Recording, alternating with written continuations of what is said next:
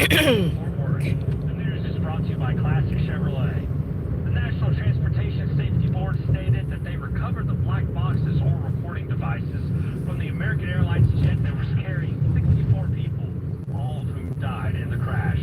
Fox Business Network's Grady Tribble in National Airport with the latest. There is another key piece of evidence that the NTSB has not recovered yet, at least as of this morning, and that's the black box or the data recorder from the Black Hawk helicopter. They say they know where it is, they just haven't had a chance to retrieve it yet because recovering the bodies is the most important step.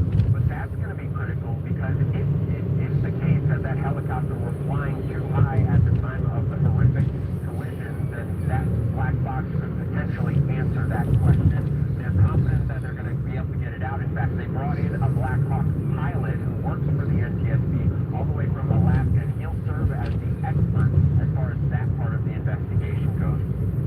3 people aboard that U.S. Army Black Hawk helicopter were also killed. Your Money News, powered by McCowan Group Wealth Management. President Trump stated that he had a good meeting with AI company NVIDIA.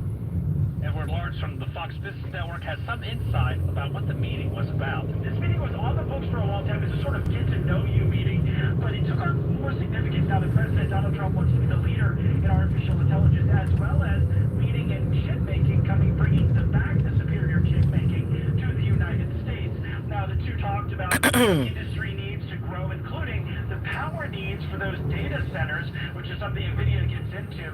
There might be some other conversation that they've had about whether the Chinese were able to get NVIDIA chips in order to create DeepSeek, getting around the sanctions. Now, the FBI reportedly has been investigating to see if DeepSeek used intermediaries in Singapore to buy those chips from NVIDIA. NVIDIA CEO is also meeting with Commerce Secretary nominee Howard Lutnick. Here's the closing numbers from the stock market. The Dow's down 337, S&P 500 down 31, and the Nasdaq down 54. How are they doing on the By construction? the Will Hite Law Firm and Mr. Electric. Our next update within 30 minutes. Breaking news 24/7. Check back What 3, they 4, just- 5 I was looking at the construction. The garage. WBAP. It'll be good because you'll be able to park there and walk through the. You won't have to go outside.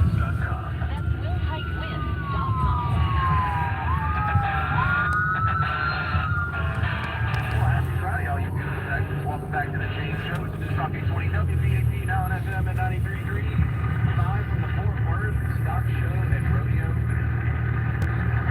Having a good time out here. Just jealous, watching people day drinking, moseying around, looking at boots, looking at the shirts that don't button together. They snap together.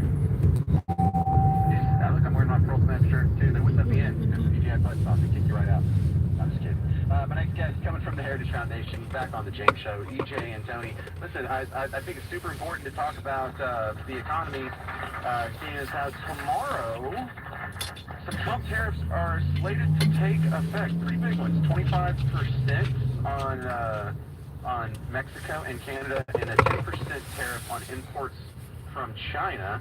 EJ, I don't think a lot of people expected these to actually take effect.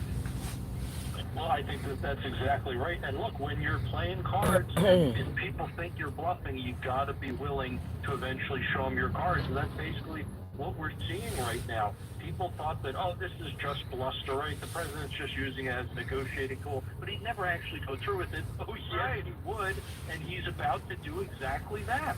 Well, I find it kind of fun. Not that I'm a big fan of the 25% tariff on our neighbors here, but just for the exact reason people are, this is never. Oh, I'm glad to see happen. 25% on He's just Mexico. being bombastic, and like I don't know how long this is going to last or how this is going to shake out, but the fact that it's actually happened. But they're both got Canada. Yeah, and look, Well, they do we some talk about stupid them as shit, our neighbors, too. and that's true geographically. But to be honest, they really haven't been the best neighbors. Canada, A lot of what Mexico. has happened over the last 4 years under Biden has been just rampant abuse of the U.S.-Mexico-Canada agreement that we had in place, the USMCA.